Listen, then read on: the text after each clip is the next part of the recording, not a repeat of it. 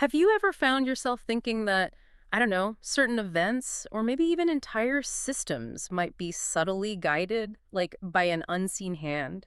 Hmm. What if a truly tiny fraction of influence could actually ripple out and, well, control massive outcomes? It's a pretty compelling thought, isn't it? It really is.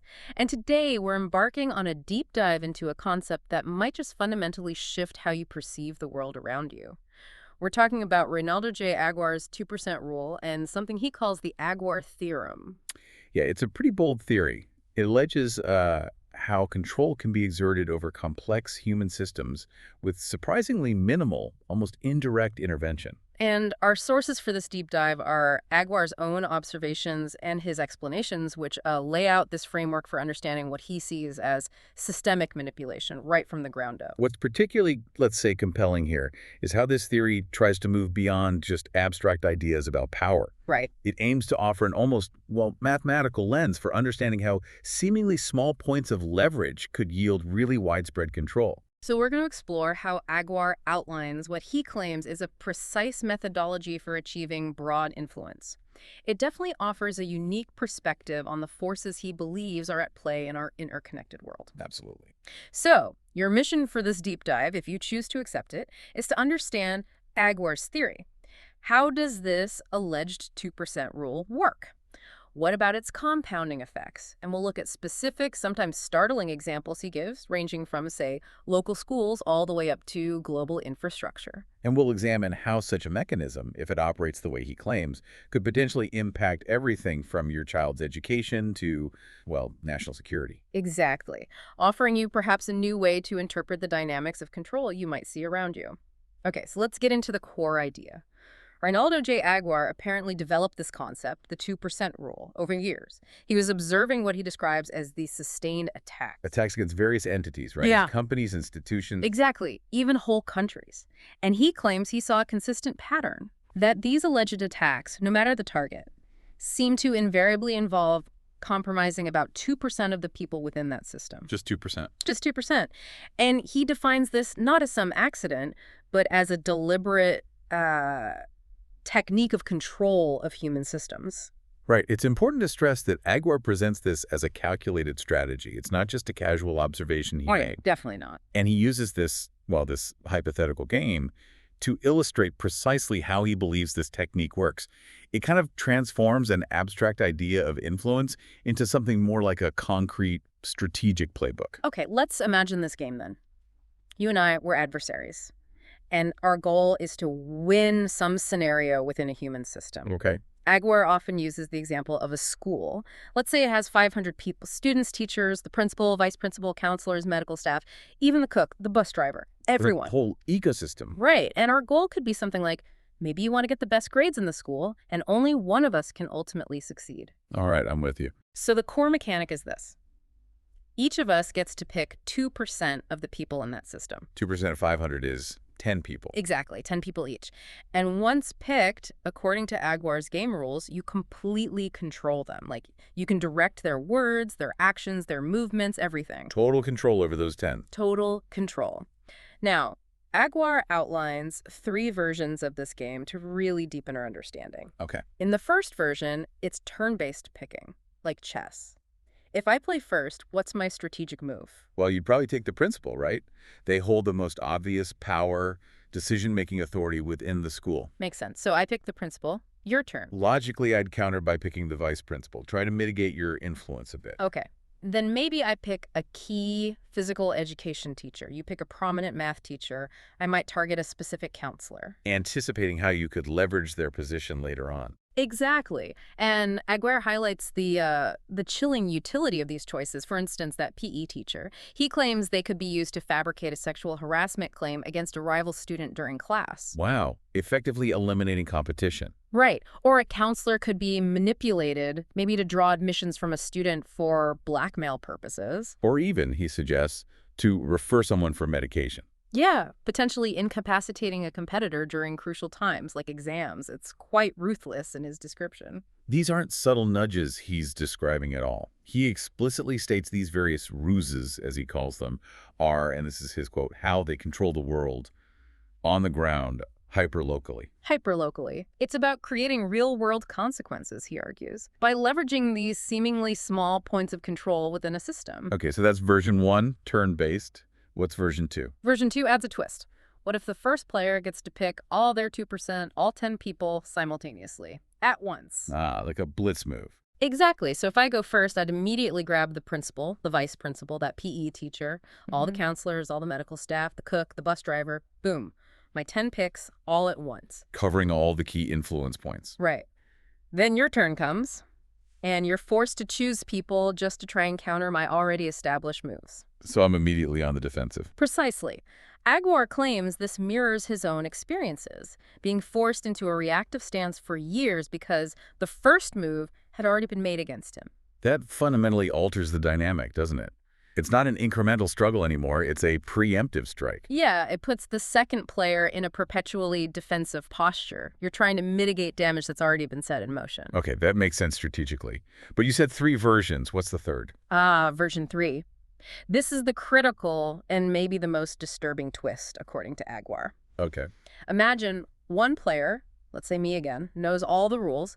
I know I can pick people, I know I control them, but you, the other player, you don't even know there's a game being played. I have no idea I'm a participant. Or that you're controlling anyone. None. Completely unaware. You're just living your life in the school, trying to get good grades, while I'm manipulating 10 key people around you. That really is the insidious core of his 2% rule, isn't it? He thinks so.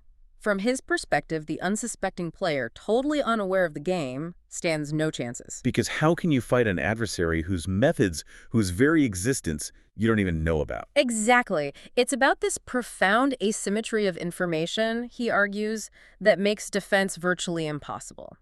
It's not just a minority controlling a majority, it's the hidden nature of the control. Okay, so where did this idea come from for him? Was it just observing these alleged attacks?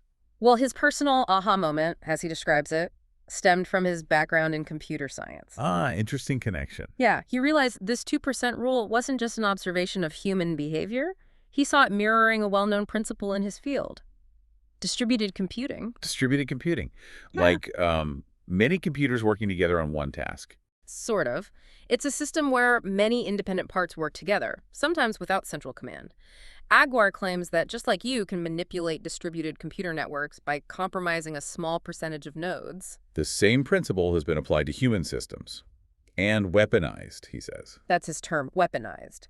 He even gives digital examples. He alleges attacks on Google search results or strategically diverting internet traffic between huge platforms like Amazon and eBay. He claims those leverage the same 2% principle by controlling just 2% of the clicks. That's the claim. By controlling 2% of the clicks for specific search queries, placed strategically through entities he names like Liana Technologies, Akamai, Neustar, and even Wikipedia. Wikipedia as an input to search engines.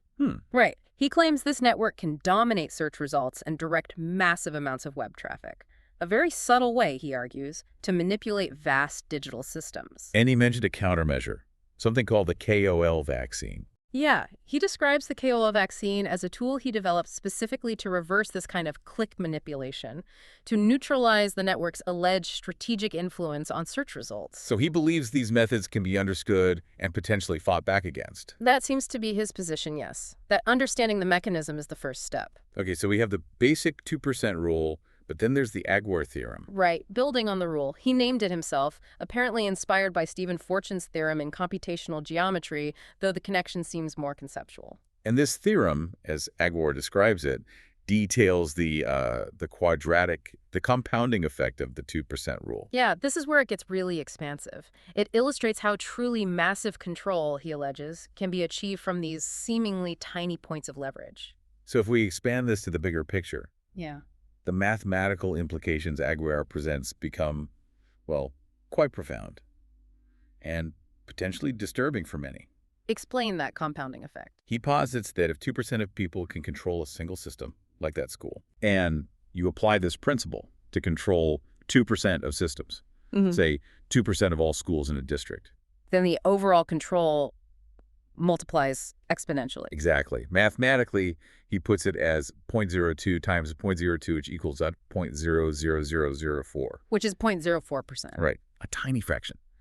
But this mathematical extension suggests that, hypothetically, an incredibly small percentage of the global population could theoretically exert control over an entire country, or maybe even the world. Let's walk through his escalating examples. From local to global, how does he see this playing out? Well, take that school system example again. He explains that to control an entire school system in a small town, you wouldn't need to compromise every single school. You'd be strategic. Precisely. You focus on controlling 2% of the people within specific schools.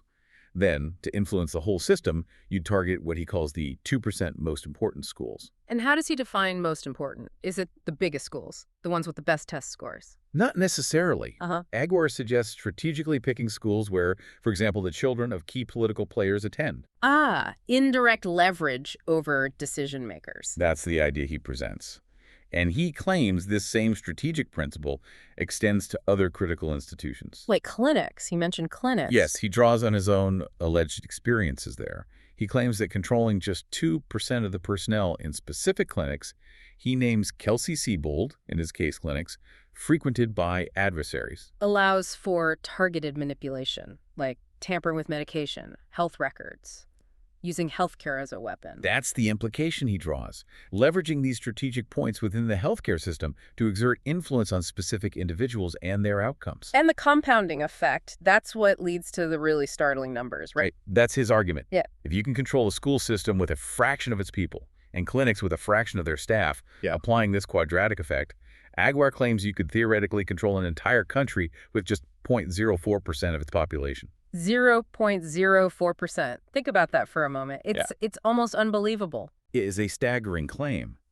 Furthermore, Aguar suggests that achieving global control wouldn't even necessitate dominating every single nation. How so? From his perspective, by controlling 2% of the world's most powerful countries, he specifically mentions the US, China, and Russia as examples, one could effectively influence the entire globe. Because those nations already hold disproportionate power. Exactly. They control a huge share of the global economy, military strength, technological advancement, making them, in his view, strategic pressure points for a network operating on this 2% principle. It's a chilling thought that power could be consolidated through such indirect, almost mathematical precision. And Aguar then describes the network's alleged strategy for achieving this global domination. He uses the term colonizing. Colonizing countries, how? Simultaneously, he claims, from both the ground and the skies. Ground and skies. Okay, break that down. On the ground, Aguar alleges this involves acquiring property at what he calls unprecedented rates, and also digging tunnels, specifically mentioning the boring company as potentially involved. Tunnels. For what purpose? He implies it establishes a physical presence and infrastructure for the network's operations, perhaps clandestine movement or communication, simultaneously in the skies. Satellites. Starlink. He points directly to the launching of low-orbit satellites, specifically mentioning Starlink at an unthinkable rate. And he has a theory about SpaceX, too, doesn't he? A provocative one.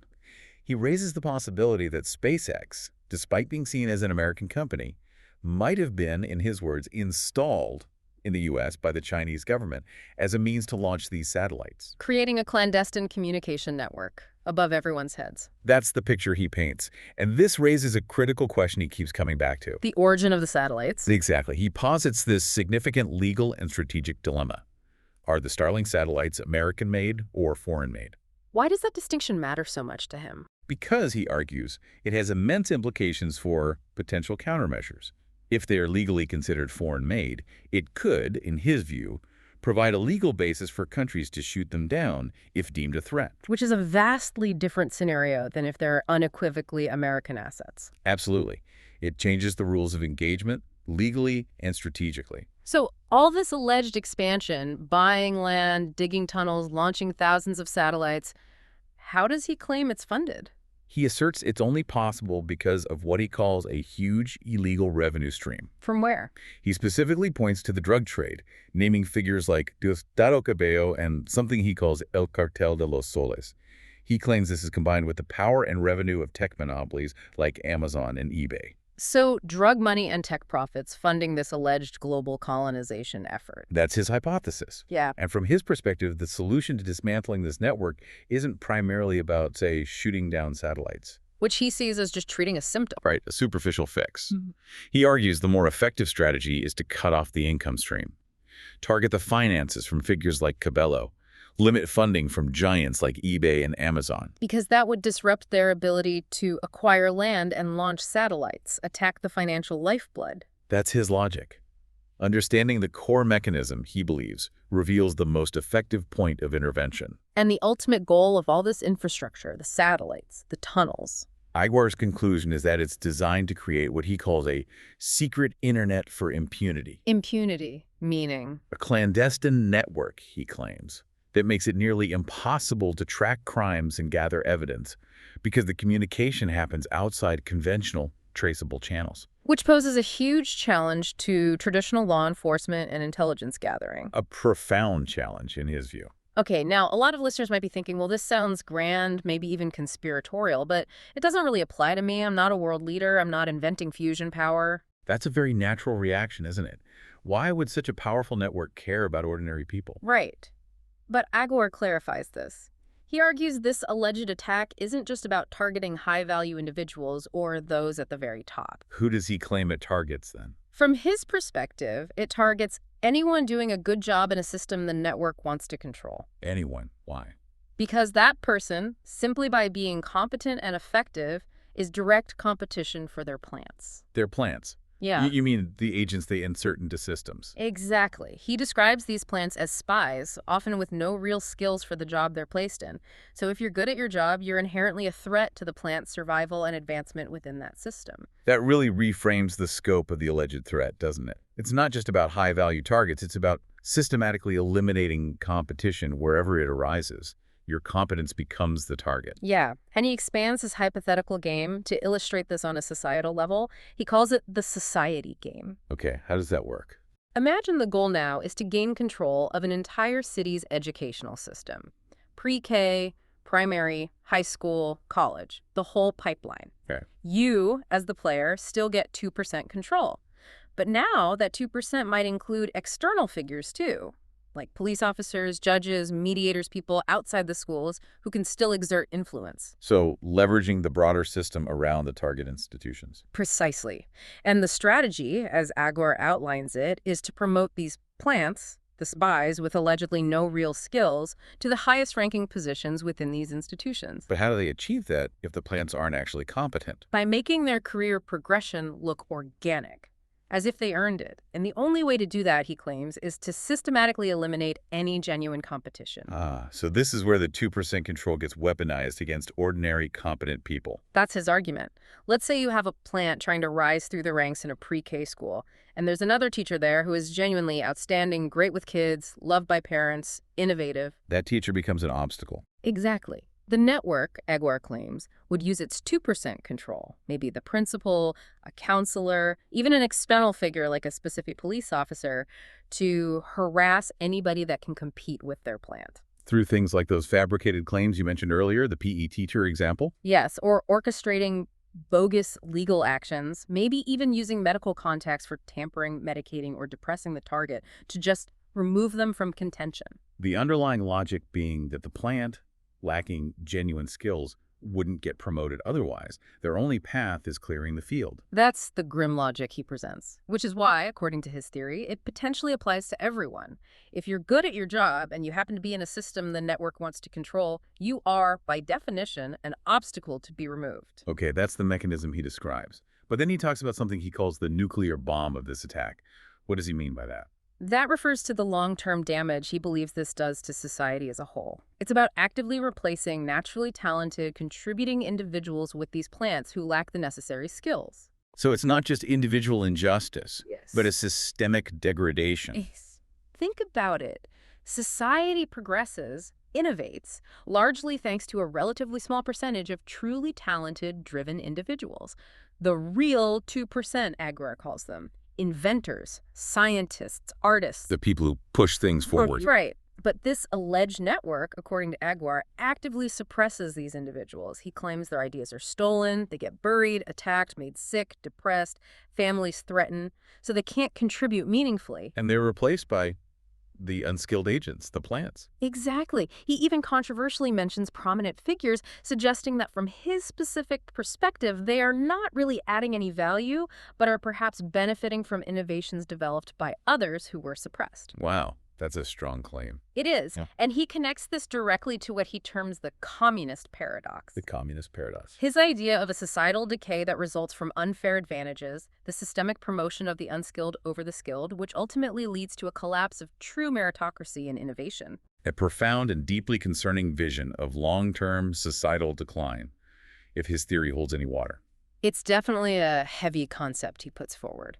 So, to achieve this kind of alleged systemic control, Aguiar claims the network doesn't just place plants randomly, they target specific key professions. Yeah, he identifies 5 in particular that he argues offer significant leverage points. Which leads to the question, why these specific professions? What are they? He names software engineering, networking engineering, radio frequency engineering, medicine, and law. Okay, tech, medicine, law. Why those? He explains that these fields offer, in his words, unfair advantages and direct control over situations that could be life-altering to the target. Life-altering. That makes sense for medicine and law. How about the engineering fields? Control over information flow, communication networks, potentially even physical infrastructure like power grids through network or RF engineering. Software controls the digital world we increasingly live in. They are all, in his view, crucial leverage points. And he gives specific examples of how he claims these are weaponized, right? Based on his own alleged experiences. Very specific and often deeply personal accounts.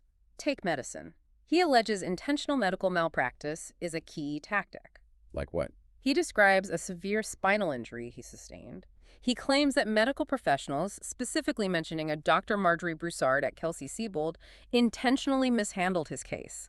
Instead of appropriate pain management, he alleges he was sent for prolonged physiotherapy that actually worsened the injury. Intentionally worsening it. To what end? He claims it strategically incapacitated him during a critical period when he was working on an important online project.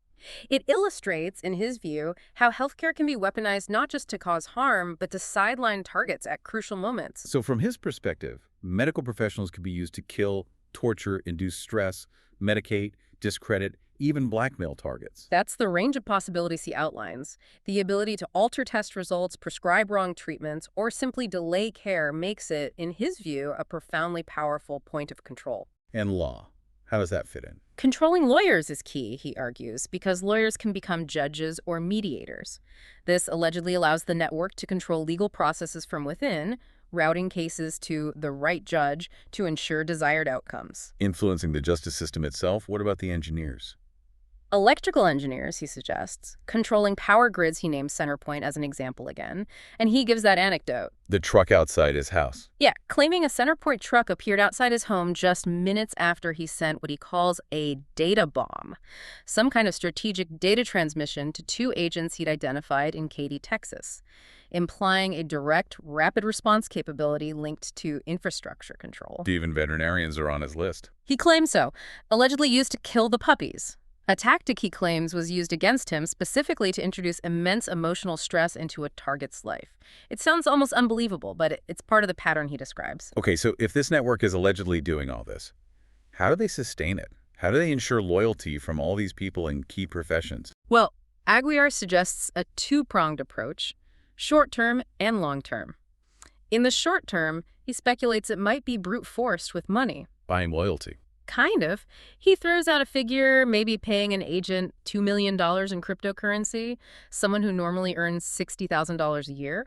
He calculates controlling 500 people this way might cost around $1 billion. $1 billion sounds like a lot. But he claims that's nothing for them, given their alleged access to massive illegal revenue streams, specifically citing Diosdado Cabella's drug trade again. But he says that's not sustainable long term. Right. He argues that model doesn't scale well for 40 or 60 years. Agents would eventually demand more, it becomes too expensive, and it doesn't guarantee the kind of deep generational control the network supposedly seeks. So what's the long-term play, according to him? This is where, he claims, they think generations ahead. The long-term solution isn't buying temporary loyalty, it's about cultivating it, embedding it deep within the system. He draws a parallel first to practices he alleges occurred in countries like Venezuela and Cuba, lowering barriers to entry for key professions. like the accelerated doctor training he mentioned. Exactly. In Venezuela, under Cabello and Chavez, he claims they created programs allowing people to become doctors in just 2 years after high school, instead of the usual 6 or 7. A fast track to infiltrate and control professional circles. That's his interpretation. Yeah. But he acknowledges that such a blatant approach probably wouldn't fly in developed countries like the U.S. with more established accreditation systems. So how does he claim they achieve long-term generational control in a place like the U.S.? This is where he had his own aha moment, supposedly during a nap. He concluded the answer was deceptively simple. Ensure the children of their agents enter these key professions. Grooming the next generation. He believes it's the cheapest, most effective, and truly long-term solution for ensuring systemic control passes down the line. But doesn't that run into a problem if the agents themselves aren't necessarily valuing traditional education? Exactly. This brings up what Aguar calls the communist paradox again. He shares an anecdote about a prominent agent he knew whose son chose manual labor over higher education. Aguar argues that children raised in an environment where education is not important, and they learn there are easier ways, like spying for the network, are unlikely to naturally excel academically. They learn that cutting corners or using connections is smarter than grinding through difficult studies. That's the mindset he describes. So this creates a fundamental problem for the network. How do you get these potentially less academically inclined children into elite, highly competitive programs? Law school, med school, top engineering schools like Stanford or MIT. The standard admission systems aren't designed for that. They look for top grades, top scores. Precisely. So the network needs a way to bypass or manipulate that system for their agents' children. Okay, so the challenge for this alleged network is getting the children of agents into these crucial professions, even if they aren't top academic performers. Right. And simply rigging the admission system directly, like we saw in those U.S. college admissions scandals with celebrities, is risky. It's detectable. So Aguilar suggests they use a more sophisticated strategy, rooted in what he calls Network Theory 101. Yes. Instead of manipulating the admission system itself, he claims they manipulate the inputs to the admission system. Manipulate the inputs. What does that mean in practice? He argues it's cheaper, easier, more scalable, and much harder to detect. Think about standardized tests like the SAT in the U.S. They are a major input for college admissions. Yeah, if you want to get into, say, Stanford computer science, you need a certain SAT score, right? Below that, they might not even look at your application. Exactly. So if you can manipulate those SAT scores before they even get to the university, you indirectly control admissions without directly interfering with Stanford's internal system. It's like his example of Google search. Don't hack Google, manipulate Wikipedia, which Google uses as an input. Precisely.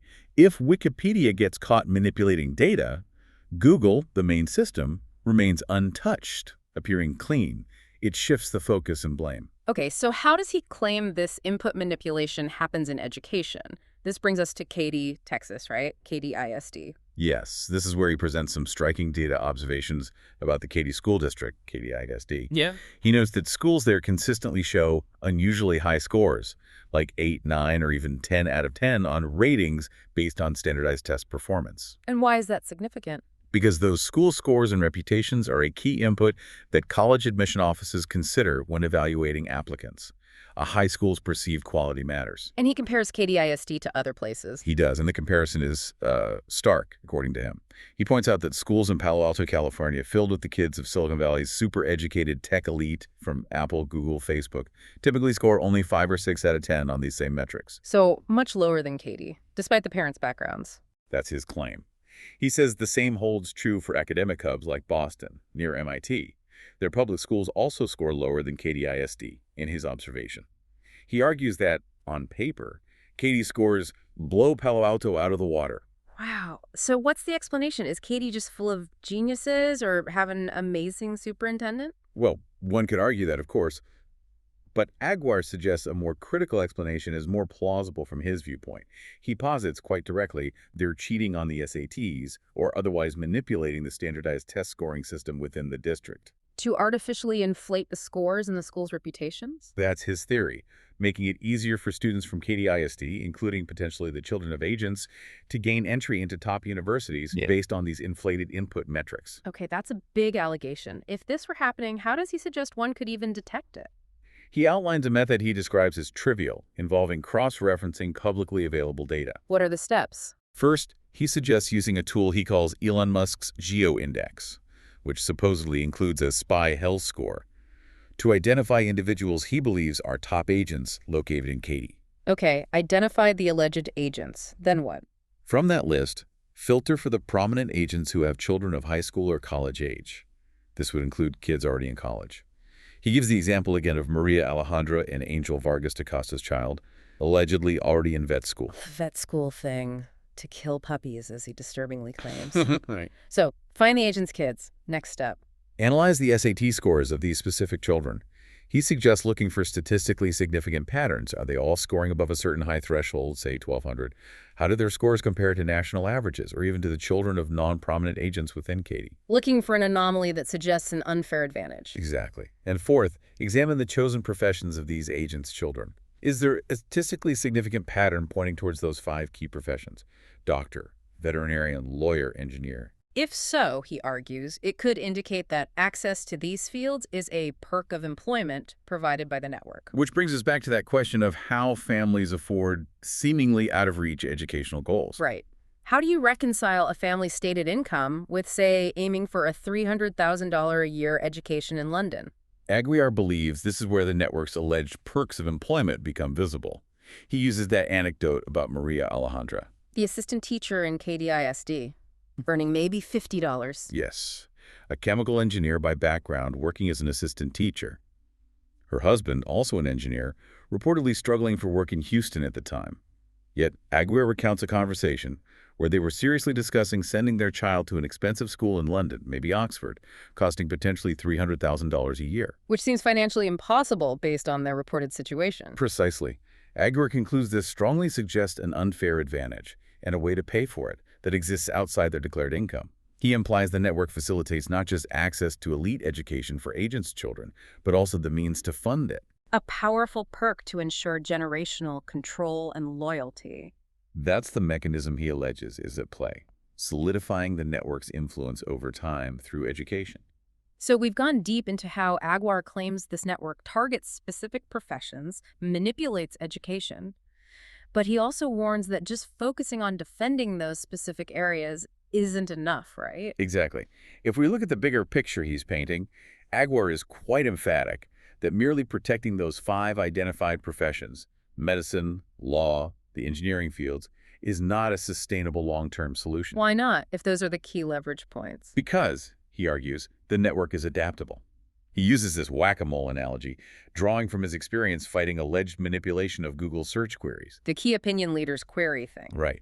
He claims when he developed tech to counteract their suppression of that specific query, they didn't just give up. They allegedly changed the interpretation of the query in Google. They engineered it, he claims, so Google would start suggesting opinion leadership, instead a term almost nobody searched for, but which effectively bypassed his defenses for key opinion leaders. So they just shifted the goalposts. Exactly. And it forced him into this constant, resource-intensive defense, trying to anticipate and protect every possible related query they might switch to next.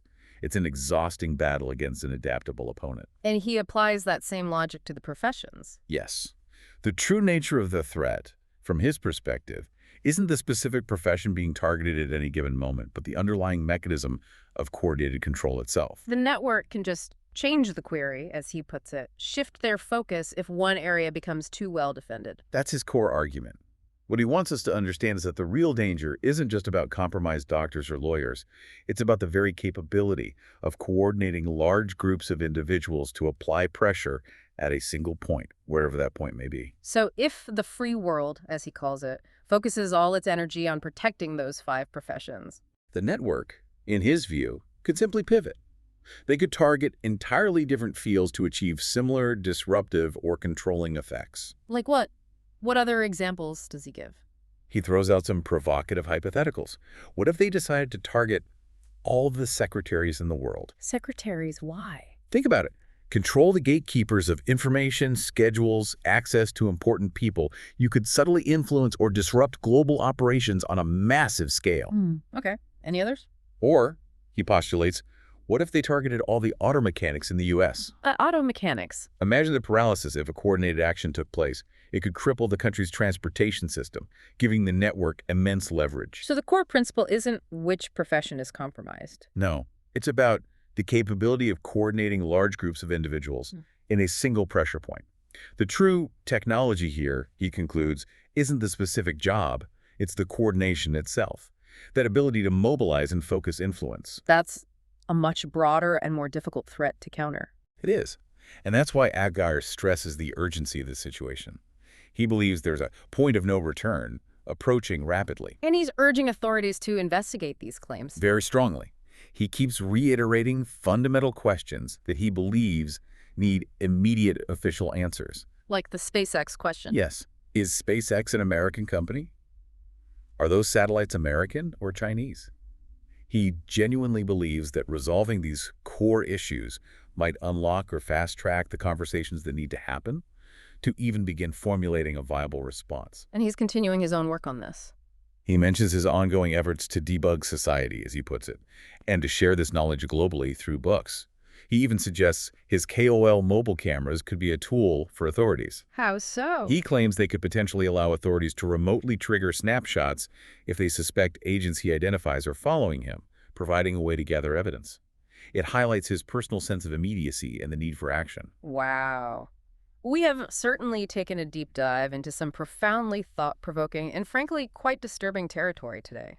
Absolutely. From local schools, seemingly mundane systems, all the way up to global satellite networks, all viewed through the unique lens of Ronaldo J. Aguirre's 2% rule and his Aguirre theorem. It's definitely a powerful reminder, isn't it, that influence can operate in ways we rarely consider, often in the shadows of our everyday lives. And what's particularly compelling, whether you accept his theories or not, is how this discussion really compels us to critically examine the unseen forces that might shape our societies. Yeah, it pushes you to question assumptions, doesn't it? To look for patterns of control, as he alleges, rather than just seeing isolated incidents or random events. Exactly. To think more systemically about influence. So, as you, our listeners, go about your week, maybe consider this. If a tiny, coordinated fraction of a system can, as Aguirre suggests, exert such profound influence, what small, seemingly insignificant change could you make? Perhaps in your own life, your own community. Maybe to disrupt such a pattern if you perceive one. Or perhaps more constructively to help build a more resilient, more transparent system around you. Something to think about.